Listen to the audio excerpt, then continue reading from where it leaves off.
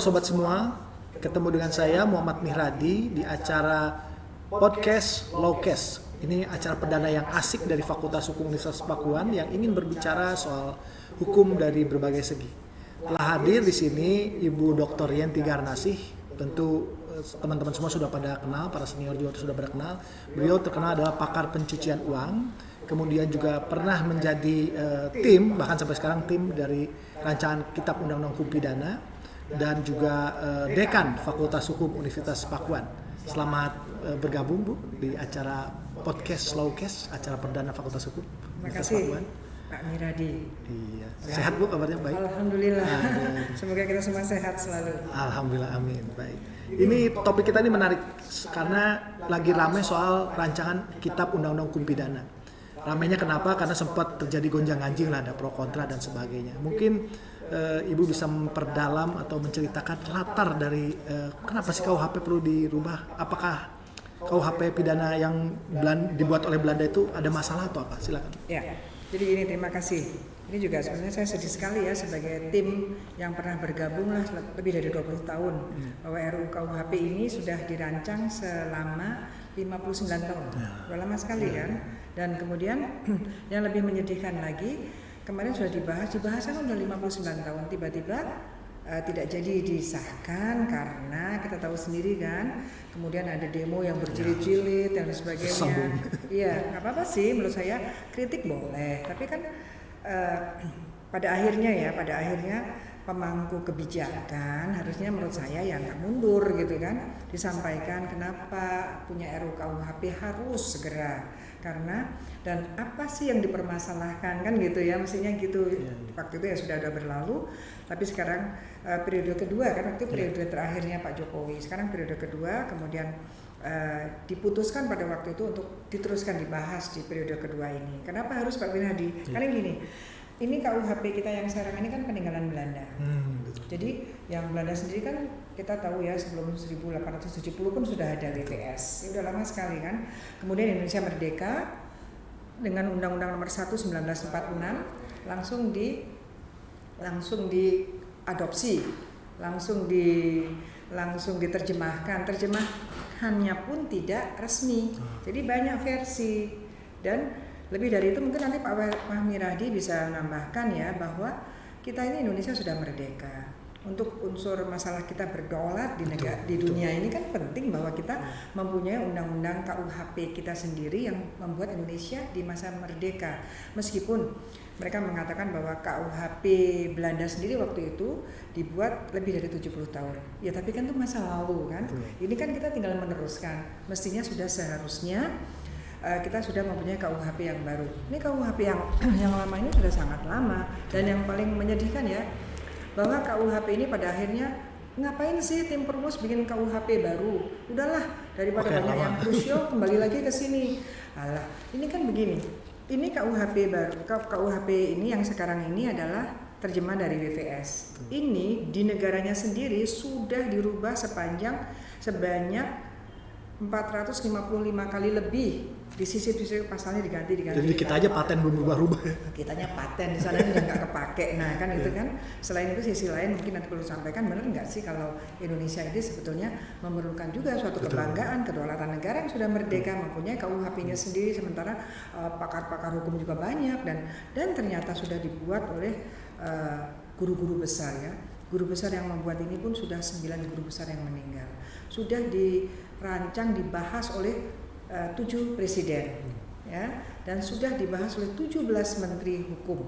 Kok belum gitu ya. Jadi menurut saya ya mohonlah bantuan, mohon dukungan semuanya. Kita punya yang baru. Masalah masih ada yang lemah ya nggak apa-apa, nanti kita amandemen, kita adakan perubahan, karena di Belanda sendiri dirubah terus sampai 455 kali itu kalau nggak salah November tahun lalu kita dapat informasi itu gitu.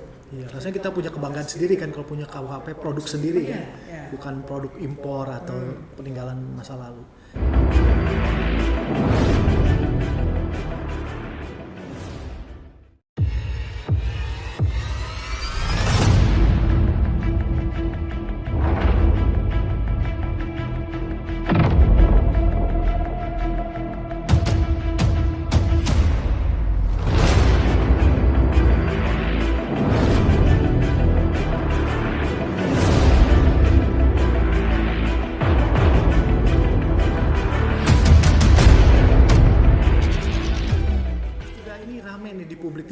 katanya nanti gelandangan dipidana, kemudian santet juga mau dipidana. Orang awam kan berpikir, wah jangan-jangan nanti jadi peradilan gaib nih, pembuktian santet gimana nih?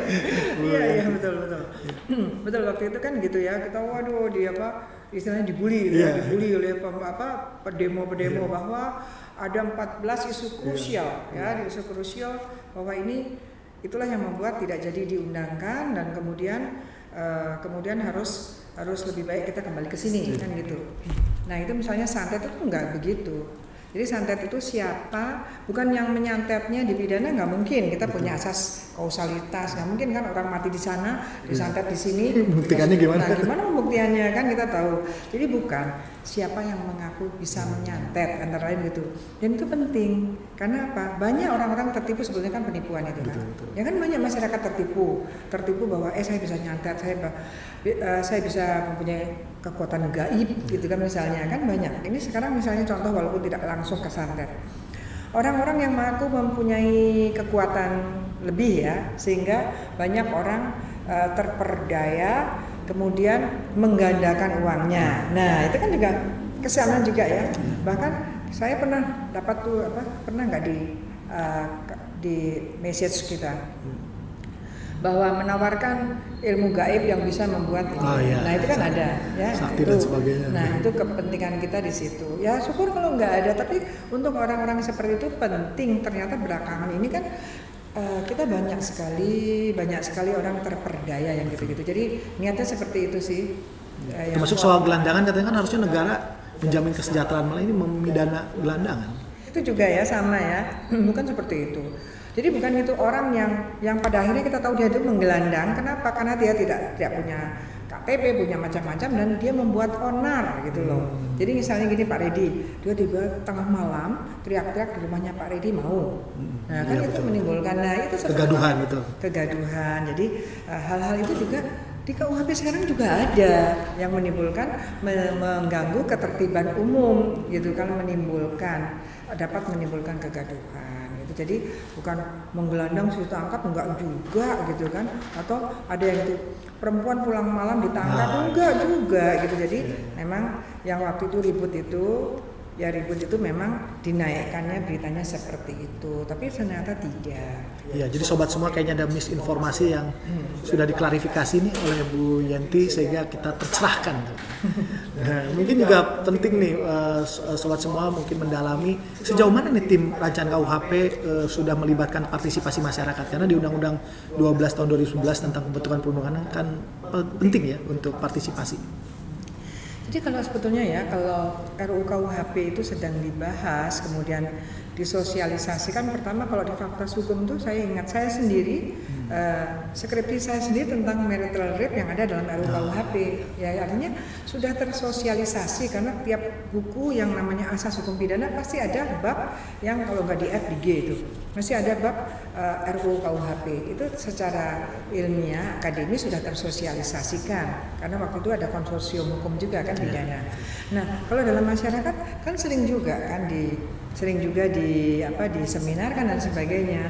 Nah, yang kemudian kita bikin lagi setelah presiden periode kedua ini, tim langsung cepat-cepat karena kita saya juga ketua masyarakat hukum pidana dan kriminologi Indonesia, dan kita itu kan wadahnya para ahli-ahli hukum pidana dan kriminologi baik akademisi maupun praktisi ini kan punya kepentingan besar ya, kepentingan yang berlatar belakang untuk kebanggaan bangsa itu, bahwa kita ingin sekali ini disahkan, kita punya sendiri.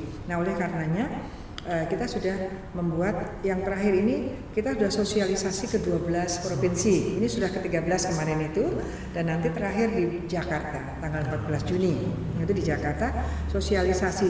Insya Allah karena ini kebetulan juga ya, memang daring ini ya, pandemik ini blessing in disguise juga ada gitu. Jadi kita lebih mudah sekali. Jadi kita mudah sekali bikin seminar. Kalau dulu pembelajaran luring paling 300-200 orang. Sekarang kan seperti kemarin terakhir di Manado itu sampai hampir 1.000 karena kita memang kapasitinya 1.000. Jarak gitu. Jadi banyak sekali ya, insya Allah dengan medsos, dengan ini sudah lebih tersosialisasikan. gitu. Jadi apa ya, public hearingnya ya, Betul. itu sudah lebih tersosialisasikan. Tapi marilah saya berpikir bahwa ayolah dengan hati yang adem, dengan pemikiran-pemikiran yang tidak ingin merasa menang sendiri, tidak ingin memaksakan kehendaknya sendiri. Ini ada kehendak yang memang ada komunitasnya sendiri, ada ahli-ahlinya sendiri, dengarkan dulu gitu kan.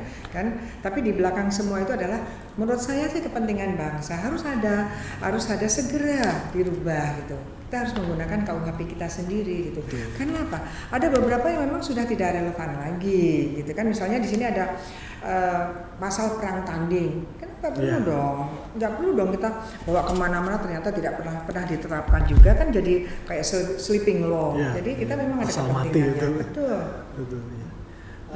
Kemudian ada yang menarik nih soal bagaimana KUHP juga membahas soal adat, pidana adat. Ini ini semua semangat dari living law yang hendak dimunculkan di era modern itu bagaimana sih? Ya, antara lain para pelopor ya yang membuat ini ya. Saya sih sendiri dalam posisi awalnya sih dulu posisinya sangat junior ya, di sekarang sudah mulai lah ya, karena yang senior sekarang kan makanya itu ya, ada beberapa pakar yang sudah meninggal, saya katakan 9 guru besar sudah meninggal. Ini kan menjadi suatu keprihatinan.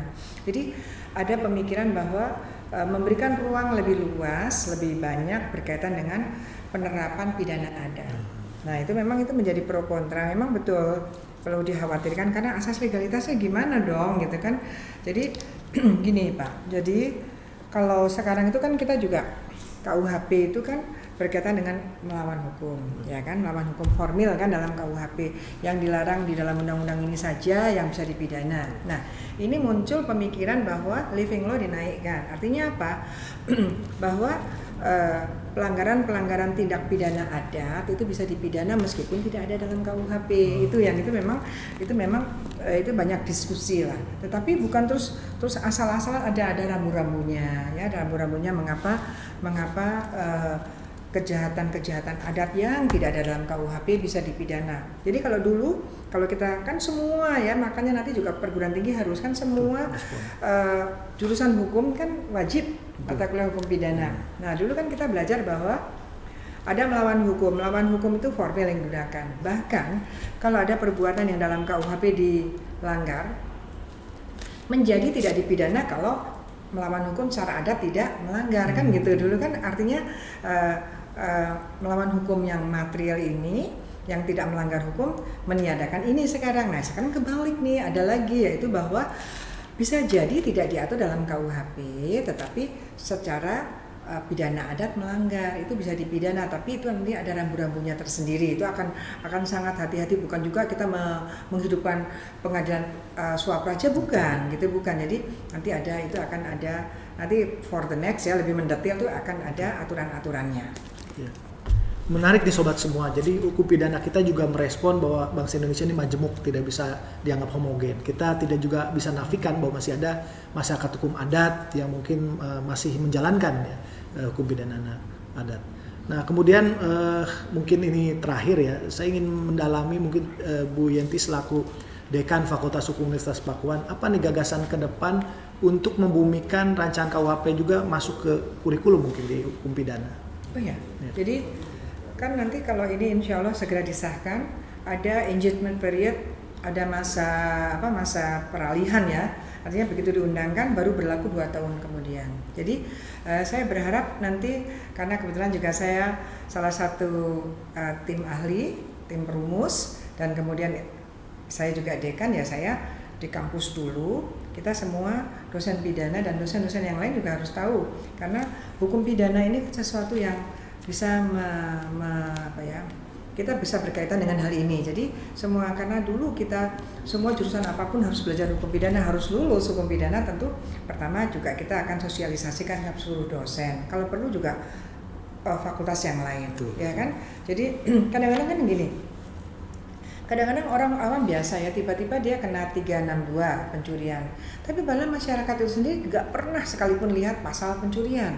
Nah kan minimal kita bisa juga sosialisasikan kepada masyarakat sehingga tidak terjadi penolakan yang tidak baca gitu kan. Jadi nanti juga kalau begitu penerapan pun harus mereka disampaikan. Jadi mungkin nanti kita dibantu ya. Jangan lupa kita sama-sama kan nanti kita juga kolaborasi, kita juga nanti kita sosialisasikan misalnya awalnya kepada masyarakat Kabupaten dan Kota Madya Bogor, kita sampaikan kepada Polres ya Kabupaten maupun Kajari. Kita juga bisa menyampaikan kepada, karena ini nanti juga ada ada yang baru yaitu pemidanaan. Ini berkaitan dengan pedoman pemidanaan. Jadi kita juga bisa ke pengadilan untuk hakim-hakim harus memahami. Jadi kita bantulah walaupun skopnya kecil ya, Bogor dulu gitu. Kita bantu mereka, kita menyelenggarakan itu kerjasama di sana, dan juga nanti lapas karena ada beberapa pemidanaan yang baru, misalnya pidana mati masih ada tapi terbatas, dan ada pidana mati percobaan.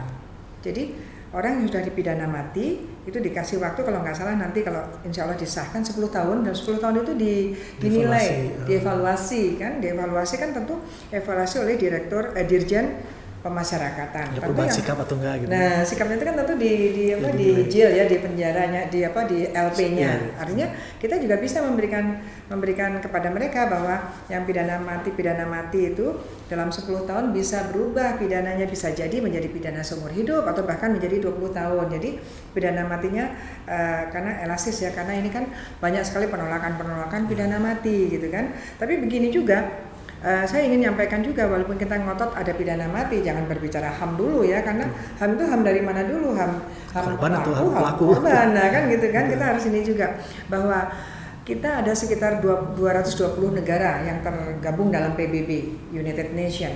Itu masih ada 67 negara yang masih mempertahankan pidana mati, termasuk negara-negara Islam, negara-negara sekitar Indonesia kan, Malaysia, Singapura mungkin masih ada.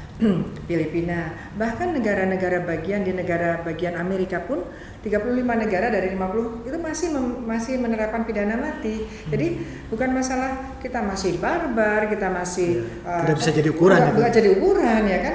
Tergantung rate of crime-nya, tergantung bagaimana negara di Indonesia ini berkaitan dengan kejahatan-kejahatan yang amat berat yang memang harus pakai pidana mati, apakah kita berani melepas dan begitu. Jadi ini hal-hal seperti ini kita ingin sampaikan kepada masyarakat. Jadi saya ingin kita mungkin Bapak kan punya pusat kajian juga, nanti kita sama-sama kita bagaimana caranya dari hasil KUHP yang nanti 22 tahun kita punya waktu itu kita sosialisasikan. Itu mungkin sedikit yang ingin kita sampaikan kepada bangsa, walaupun bangsa itu adalah skopnya kecil, yaitu Bogor, Kota Madya dan Kabupaten Bogor gitulah. Udah, terima kasih nih Bu Yanti. Kita semua nih beruntung ya mendapatkan ilmu yang tercerahkan ya. Dan semoga ini juga segera disahkan. Saya sih sudah ngebet nih, karena juga tentu harus melakukan reformasi. Kita punya kebanggaan, punya aturan pidana tersendiri. Terima kasih atas acaranya dan kesempatan waktunya di sela-sela kesibukannya luar biasa. Saya lihat jadwalnya, aduh ampun. Ya karena ada MBKM itu. Iya, Merdeka Belajar itu memang jadi tantangan bagi kita semua. Merdeka Belajar yang luar biasa itu ya. Baik, jangan lupa channel YouTube podcast Lowcast, like, share, and subscribe, karena itu untuk mempertahankan agar channel penting, cerdas, dan mencerahkan ini selalu ada.